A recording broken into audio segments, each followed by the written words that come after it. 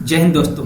DSP account से जुड़ी एक महत्वपूर्ण जानकारी जो आप तक शेयर करने जा रहा हूं और इसे हर जवान को देखना चाहिए और हर जवान के परिवार वालों को भी देखना चाहिए, ताकि किस प्रकार से एक प्रकार का धोखे के अंदर रह गए और धोखे में फंस गए। किस प्रकार से 50 लाख का इंश्योरेंस अगर एसबीआई के अकाउंट से एसबीआई ने ट्रांसफर किया तो किस प्रकार से किसी और को चला गया और वो जानकारी क्या जवान को नहीं थी या जवान को थी। इस प्रकार की जानकारियां बताई नहीं जाती हैं अक्सर, और न जवान इसको केयर करते हैं न इसके पीछे पड़ते हैं। ये छोटी छोटी सी गलतियां लेकिन इस समय ये भारी नुकसान कर गई है। आइए देखते हैं और जाने और समझे। आप सभी साहब लोगों को जय हिंद। मैं नायब सूबेदार रूपेंद्र सिसोदिया। मैं कुछ दो लाइन साहब लोगों के साथ शेयर करना चाहता हूँ। कहते हैं कि जब तक कुछ नहीं होता है तब तक कुछ पता नहीं चलता है, लेकिन जब हो जाता है उसके बाद फिर गलत को या सही करना बहुत मुश्किल हो जाता है। एक ये मतलब हमारी टेक्निकल किचकिच तो दिन भर चलती ही है। एक जनरल बात है मैं आपके साथ शेयर कर रहा हूँ जो मेरे एक साथी के साथ हुई है। अभी जो आसाम में बाढ़ आया था उसमें हम लोग एक ही साथ भर्ती हुए थे। नायक आर के सिंह ड्राइवर थे, राघवेंद्र कुमार सिंह ड्राइवर एमटी। जो फ्लड आया था उसमें वो दब गए और 13 दिन बाद उनकी जो है डेड बॉडी मिली, वो शहीद हो गए उसमें।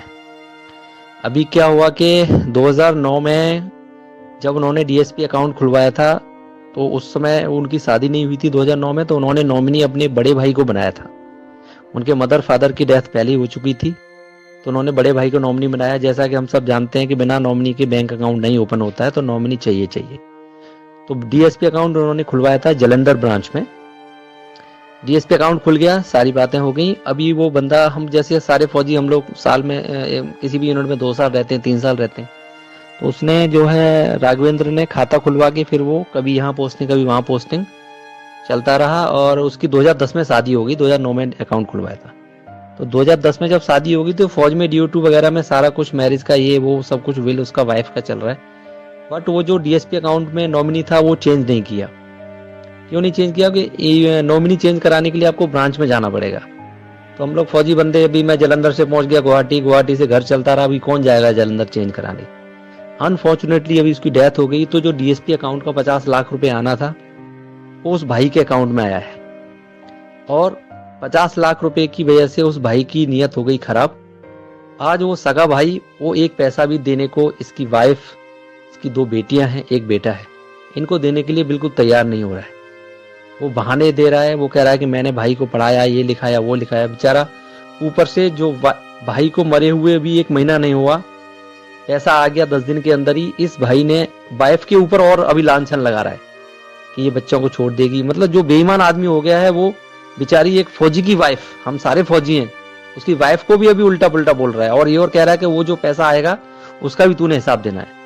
तो मेरी आप सभी से रिक्वेस्ट है, जितने भी सीनियर ओहदेदार साहब लोग हैं, हम लोग हैं, जवान हैं, ये सभी एक दूसरे को प्लाटून लेवल में, अपना कोर्स लेवल में जहां भी जाते हो सबको ये एडवाइस करो, नॉमिनी अपने वाइफ को बना दो, पक्का इंश्योर करना है। दूसरा, जो हम लोग लोन लेते हैं, स्पेशली जो पर्सनल लोन लेते हैं, हम 100% इंश्योर करो कि यकीन करो कि वो लोन इंश्योर्ड होना चाहिए। उस आर के सिंह ने लोन भी ले लिया था 7 लाख रुपए, और उस लोन को थोड़े से अमाउंट से इंश्योर नहीं करवाया, जिसकी वजह से आज वो लोन भी पूरा भरना पड़ रहा है। और वो जो भाई है जिस लोन, इसके अगेंस्ट में जो लोन था, उस लोन को भी नहीं भर रहा है। वो कह रहा है लोन तुम ही भरो, और 50 लाख रुपए खुद रख लिया है। तो मेरी आप सभी से रिक्वेस्ट है कि इस मैसेज को ज्यादा से ज्यादा सभी लोगों को समझाएं, बताएं प्लाटून लेवल में। Okay, thank you.